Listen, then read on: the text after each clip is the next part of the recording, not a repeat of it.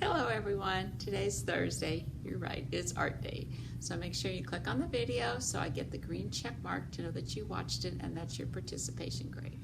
So get your sketchbooks out, get your pencil, and get your rainforest pictures out that you did last week. If you don't have them or you didn't do them last week, we can still do it this week, okay? Because we'll review. But first let's start in our sketchbook. Last week in our sketchbook, we learned how to weave a snake or weave a vine around the tree. So let's just review that real quickly. Remember to do that, think of like the baby Devon's climbing tree. Remember we did that? I tell the kids, it doesn't have to be that cylinder that baby Devon's climbing tree is. What that means is anything. The tree right now is where we're building off of. Think of that as your baby Devon's climbing tree. Now to start it, you start with half a donut, and the inside becomes the outside, and the outside becomes the inside. Now when you're overlapping in front, you're going to have to erase. Now that's in front, so now I have to go behind, which means the inside becomes the outside becomes the inside. Now I'm not erasing here because it's behind the tree. Front, back. Now I'm going to come back in front. The inside becomes the outside, and the outside becomes the inside. Because it's in front and overlapping, I'm going to have to erase. So make sure you see front, back, front, just like we did on our drawings. Front, back, front. You can turn that into a snake, but I tell the kids, don't do this. Don't make the snake head like that. The head has to match the body. Or I could come around and turn it into a vine and put some leaves on it, okay? You have the choice of what you want to do with it. You can even have it weave up the branches like I did here, okay? Okay, turn the page. This week, we've been working on contour lines. This week, we're going to start working with our straight lines. And the first thing we're going to learn are called termite tables. They look a lot like, if you remember, our hippo tables, except the hippo tables were round. The termite tables have straight lines, but it's the same thing. To make a termite table is a square table with a leg in the middle. The hippo table was a round table with the leg in the middle. So to do the termite table, you're gonna start with a foreshortened square. Do you remember how our circle was two-dimensional and we stretched it and that was foreshortening? Well, the square is the same thing. There's the square, but if I take it and stretch it, it's going to be like this. That is not a diamond. That is a diamond. One of the easiest ways to make it is play like the dot-to-dot game.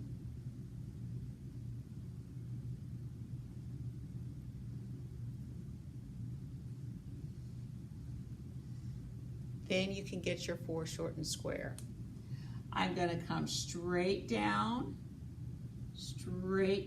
and my center line comes a little bit farther down, because remember, we always put things below the horizon line. And I'm going to connect up. If you look at it, I have a V here, a V here, a V here, and a V here. Now I'm going to put the leg on the table, just like we put the leg on the hippo in the middle.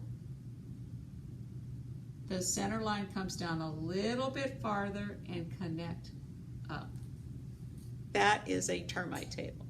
That's all I want you to draw. We'll work on stacking them next time, but I just want you to learn to draw a termite table.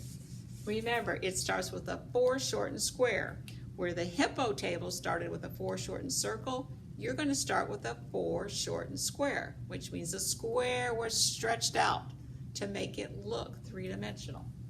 The best way to do it is to play the dot-to-dot game, because it's not a diamond.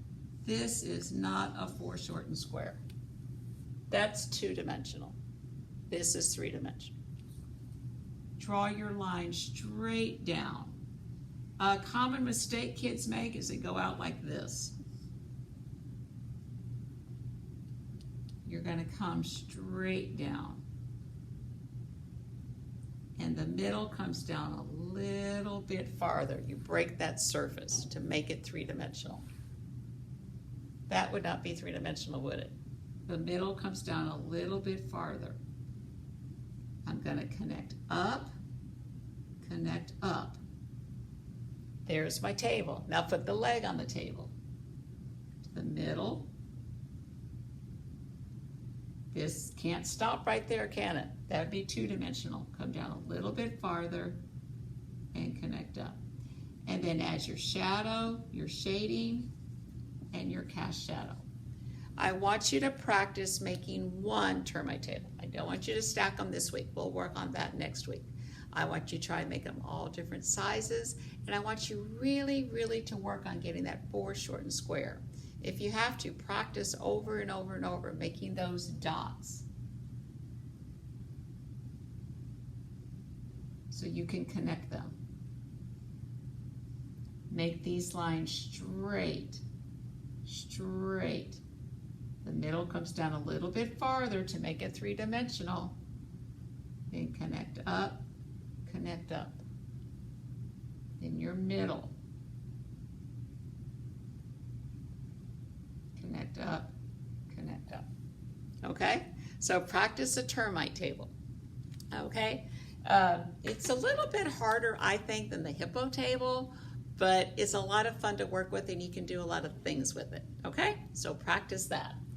Now, on our trees, our rainforest, we're working with line patterns. We've been working with contour lines, and now we're starting our study with straight lines.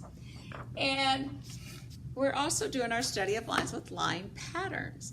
Patterns make things look very busy. Even though I just drew two trees, it already looks like more than two trees to me because it's so busy. Line patterns, and the thing I like about them is nothing has to be perfect. You're just making them, and no one even notices if you make a mistake on them. Well, if you haven't kept your paper from last week, finish drawing it from last week, and this week I want you to finish putting the line patterns in it, and now you can start adding color. You can use watercolor paint, you can use markers, you can use whatever you have, and if you don't have colors, you can keep it very black and white. You don't have to add the color. But I'm going to add the color. With each pattern, I'm going to change colors.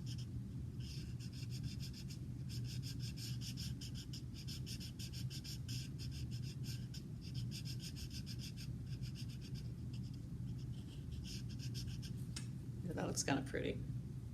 Let me try a bright yellow. Let's try yellow here.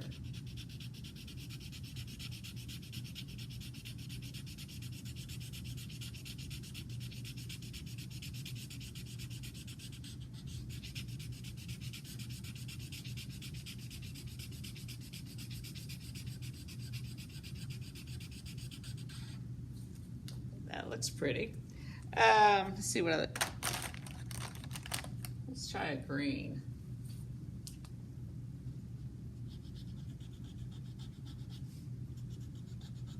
And it may take a little time, and you don't have to fill in everything with color.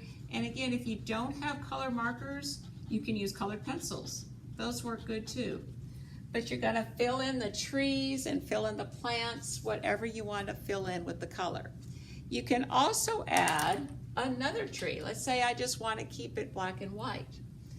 I could take, that would be farther back in the background. So I would draw my tree. Now it's sitting behind the hill here, and I would put my letter V. I would definitely have to do the peekaboo game all the way up to the letter V. Add another branch all the way up, and then one up the middle. And I could start putting line patterns in that tree. So you have a lot of options here. You can draw more trees and just do it black and white. You can draw more and color them in. You can color in one tree and leave one black and white. You can do whatever you want to do. You can use colored pencils, you can use markers, you can use watercolors. Here at school, we're going to be using the markers to fill in. We're going to color in our trees, and then we'll put a watercolor background in the background. So if you're at home, you might want to do that. Fill in the color, and the background is filled in with watercolor, okay? So send me your pictures when you're finished. I can't wait to see them. And this is really a lot of fun, and you've got the whole week of Thanksgiving to work on it, okay? So just take your time and have a really good time with it, okay? And I can't wait to see your pictures. Bye.